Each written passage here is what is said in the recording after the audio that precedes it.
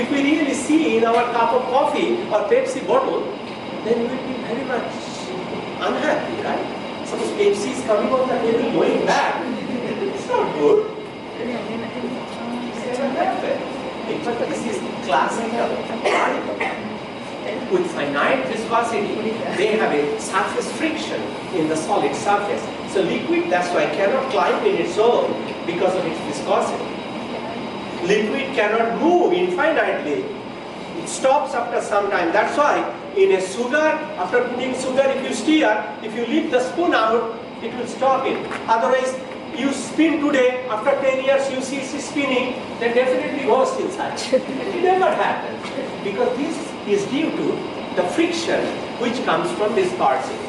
But what happens in case of Bose condensate phase, friction becomes zero. So viscosity becomes zero.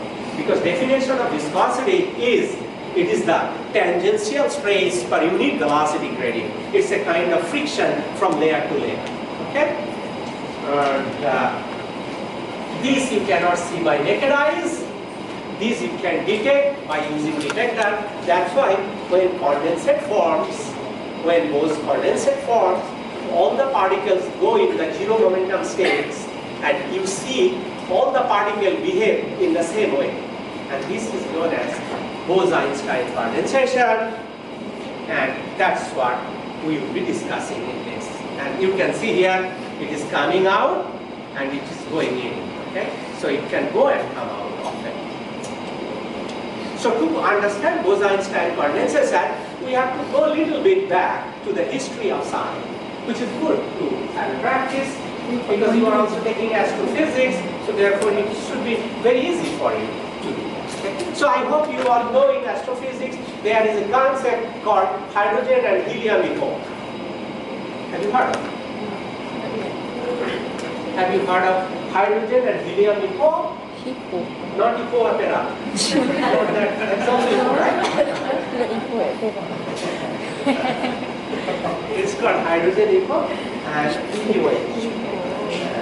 Your hippo is, what is the spelling? Okay, good. So I am set from physics, that is EUH. It's called hydrogen and helium epoch. Over a long time, scientists has a debate, astrophysics has a debate, Einstein also debated once, that Earth do not have any helium. Helium is very rare on Earth. However, if we look at all the stars, they are filled with hydrogen and helium. So, how the hydrogen and helium have chosen the galaxies and stars, why they have not chosen the planets? So this is known as helium and hydrogen epoch. Most of the heliums have gone in the other side of the universe to maintain the mass. The massive thing came in this side of the universe. So the total mass of the galaxy is made of helium, which balances the other part of the universe.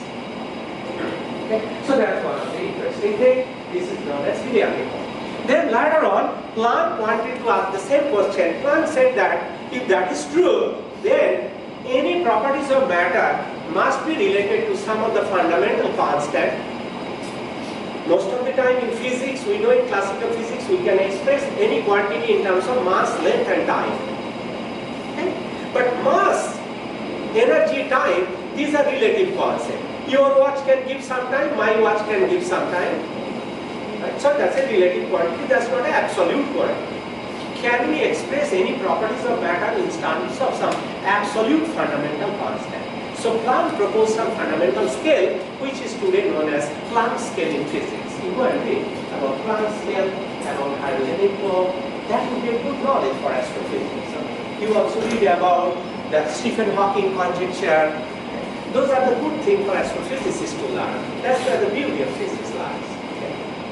Okay. Those things are still developed. So after many discussions, scientists came into a conclusion, starting looking at the Hubble telescopic data, astronomical data, which are the two sophisticated telescopes in the cloud, in the space. One is called the Hubble telescope, and other is called the Chandra telescope. Chandra telescope in the name of Chandrasekhar Subramanian, again Indian, who is C.V. Raman's nephew, Uncle got Nobel Prize, nephew also got Nobel Prize. He is the